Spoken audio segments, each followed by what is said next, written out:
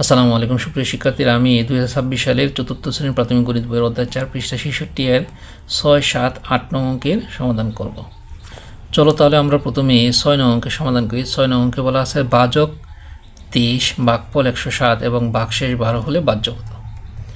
এখানে যেহেতু ভাগশেষ আছে তাহলে এটা নিঃশেষী বিভাজ্য না, আর নিঃশেষী বিভাজ্য না হলে বাহ্য নির্ণয় সূত্র হচ্ছে ভাজক গুণ ভাগফল যোগ ভাগশেষ। চলো আমরা এখন 6 নং অঙ্কের সমাধান করি। আমরা এখন 6 নং অঙ্কের সমাধান করব। আমরা জানি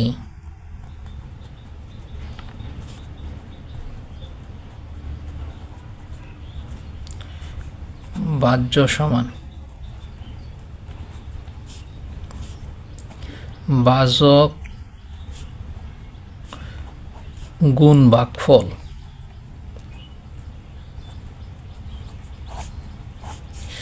যোগ ভাগশেষ।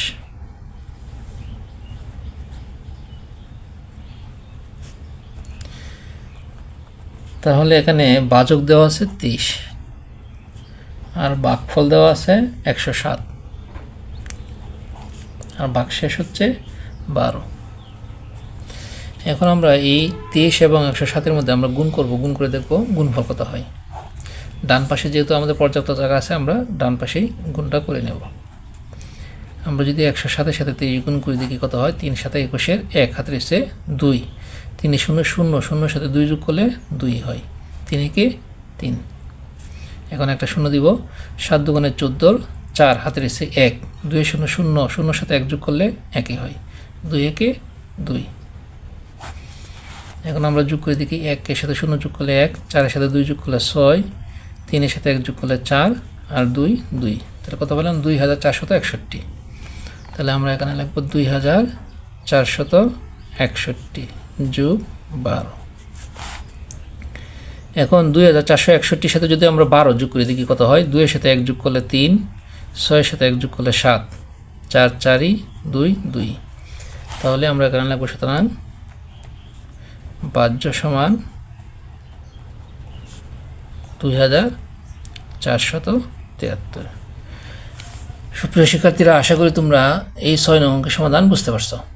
আমরা এখন 7 নং অঙ্কের সমাধান করব। 7 নং অঙ্কে বলা আছে 2304 মিটার লম্বা একটি তারকে 96টি সমান ভাগে ভাগ করা হলে প্রতি ভাগের দৈর্ঘ্য কত মিটার হবে সেটা বের করতে বলছে। চলো আমরা এখন 7 নং অঙ্কের সমাধান করি। আমরা 7 নং অঙ্কের সমাধান করব। 96টি সমান ভাগের জন্য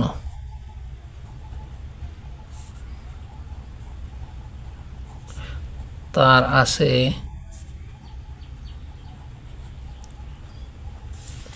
96টি সমান ভাগের জন্য তার আছে 2304 মিটার। 2304 মিটার। এখন কথা হলো একটি সমান ভাগের জন্য, একটি সমান ভাগের জন্য তার আছে কি করব, 2304-কে আমরা 96 দিয়ে ভাগ করব। 2304-কে যদি আমরা 96 দিয়ে ভাগ করি তাহলেই আমাদের যে ভাগফলটা বের হবে সেটাই হবে প্রতিটি ভাগের জন্য যতটুকু তার প্রয়োজন সেটির দৈর্ঘ্য। চলো আমরা ডান পাশে আমরা 96 দিয়ে 2304-এ ভাগ করি। 96 দিয়ে যদি 2304-এ ভাগ করি, 96 230-এর মধ্যে আমরা যদি 2 বার দিই তাহলে কত হয়? 6 2 12 আর 2 হাতের এসে 1, 9 2 18 আর 1 19। এখন যদি আমরা বিয়োগ করি, উপরে যেহেতু শূন্য আছে নিচে 2, তাহলে আমরা শূন্যের সাথে মনে মনে 1 ধরবো, তাহলে 10। 10 থেকে যদি 2 বাদ দিয়ে থাকে 8। এই যে মনে মনে 1 ধরছিলাম, এটা এনে যদি 9-এর সাথে যোগ করি তো 10, তাহলে উপরে আছে 3, তাহলে 3-এর সাথে মনে মনে 1 ধরতে হবে 13। 13 থেকে যদি 10 বাদ দিয়ে থাকে 3। এই যে মনে মনে 1 ধরছিলাম, এনে 1-এর সাথে যোগ করি 2, 2 থেকে 2 বাদ দিলে 0। আমরা জানি বাম পাশে শূন্যের দাম নাই। এখন 4 কেটে নামাবো, তাহলে কত হইল? 384।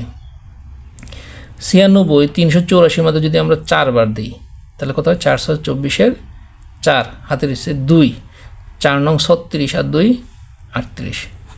তাহলে আমরা ভাগফল কত পাইলাম? 24। তাহলে এখানে উত্তর কত হইল? 24 মিটার।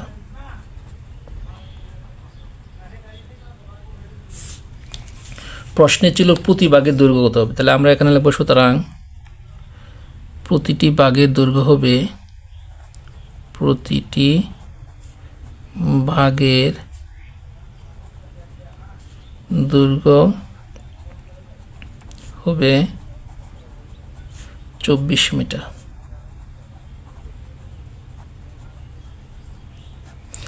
সুপ্রিয় শিক্ষার্থীরা, আশা করি তোমরা এই 7 নং অঙ্কের সমাধান বুঝতে পারছো।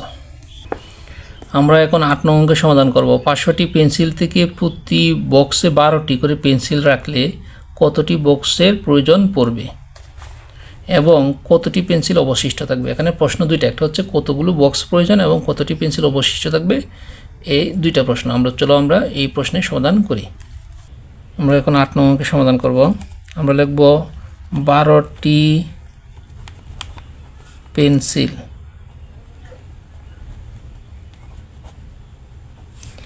রাখা হয়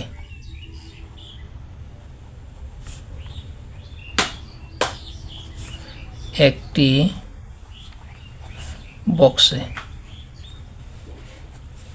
সুতরাং একটি পেন্সিল রাখা হয় 12 ভাগের একটি বক্সে। তাহলে টোটাল পেন্সিল সংখ্যা হচ্ছে 500। তাহলে 500টি পেন্সিল রাখা হয় 12 ভাগের 1 গুণ 500টি বক্সে। এখন আমরা কি করব, একের সাথে যদি আমরা 500 গুণ করি তাহলে কত হয়, 500ই হয়। এখন আমরা ডান পাশে যেহেতু পর্যাপ্ত জায়গা আছে, আমরা কি করব, 12 দিয়ে 500 ভাগ করব। আমরা 12 দ্বারা যদি 500 ভাগ করি দেখি কত হয়, 4 বারং 48। 10 থেকে যদি আমরা 8 বাদ দিই তাকে 2, এই যে মনে মনে 1 ধরছিলাম, এটা যদি এখানে আনি 5 থেকে 5 গেলে 0, আমরা জানি বাম পাশে শূন্যের দাম নাই। তাহলে একটা শূন্য কেটে নামালাম 20, 12 20-এর মধ্যে একবার যা, 12 কে 12। এখন উপরে এসে 0, নিচে আছে 2, তাই 0-এর মধ্যে যদি আমরা মনে মনে 1 ধরি তাহলে 10 থেকে যদি 2 বাদ দেই 8। এই যে মনে মনে 1 ধরছিলাম, এটা যদি একের সাথে নিচে একের সাথে যোগ করি তাহলে 2, আমরা জানি 2 থেকে 2 বাদ দিলে 0, বাম পাশে শূন্যের দাম নাই। তাহলে কত পাইলাম, 41টি বক্স। আর এই যে 8টি পেন্সিল অবশিষ্ট, তাহলে আমরা এখানে কি লিখব, আমরা এখানে লিখব 41টি বক্স ও 8টি পেন্সিল।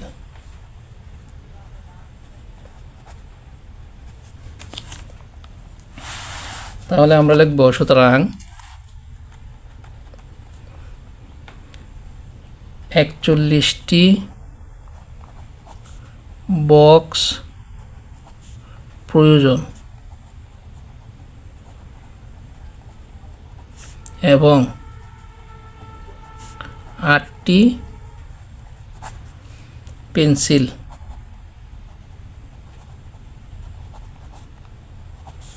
অবশিষ্ট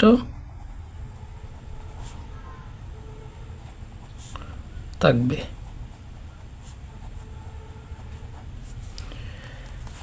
সুপ্রিয় শিক্ষার্থীরা, আশা করি তোমরা এই 8 নং অঙ্কের সমাধান বুঝতে পারছো। আজকে এই পর্যন্তই। আমার ভিডিওগুলো যদি তোমাদের ভালো লেগে থাকে তাহলে অবশ্যই আমার চ্যানেলটি সাবস্ক্রাইব করে আমার পাশে থাকবা। সকলকে ধন্যবাদ। আসসালামু আলাইকুম।